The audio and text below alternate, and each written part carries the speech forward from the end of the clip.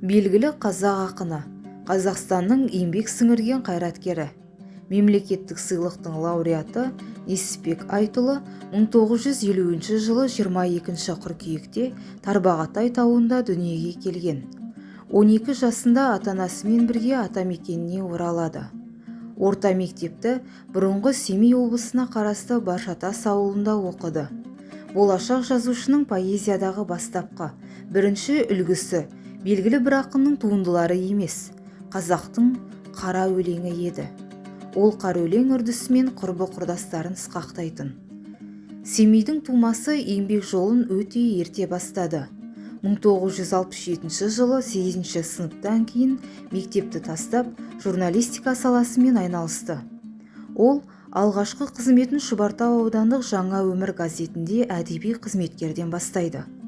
Тырнақалды туындылары да, алғашқы балалық өлеңі де осы газетте жарияланды.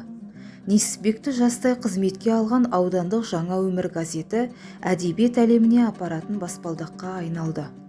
Талантты жас ақын үшін шынымен де жаңа өмір басталды. Одан кейін 2 жылдай аудандық газетте жұмыс істеп, 1969 жылы қазіргі Әл-Фараби атындағы Қазақ ұлттық университетінің журналистика факультетіне оқуға түсіп, оны 1974 жылы бітіреді. 1972 жылы қазіргі Жас Алаш газетінде алғашқы топтамасы жарық көрді.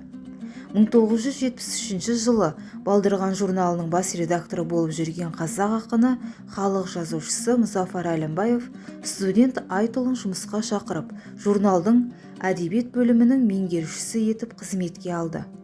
Несіпбек Айтұлы осы журналда балалар поэзиясы бөлімін басқарып, балаларға қалай жазу керек екенін үйренді. Сол 10 жылда кітаптар шығарды. Өлеңдері бастауыш мектептің оқулықтарына енді. Көпшілігі балалар әдебиеті оңай деп ойлағанымен, негізі олай емес. Жазушы балалар поэзиясын жазу үшін көп үйренді. Ұстазы Мұзафар Әлімбаевтан бастап Қадыр Мырзалиев, Өтебай Тұрманжанов, Сапарғали Бегалин секілді балалар әдебиетінің майталман қаламгерлерінен көп үйреніп тәжірибе алды.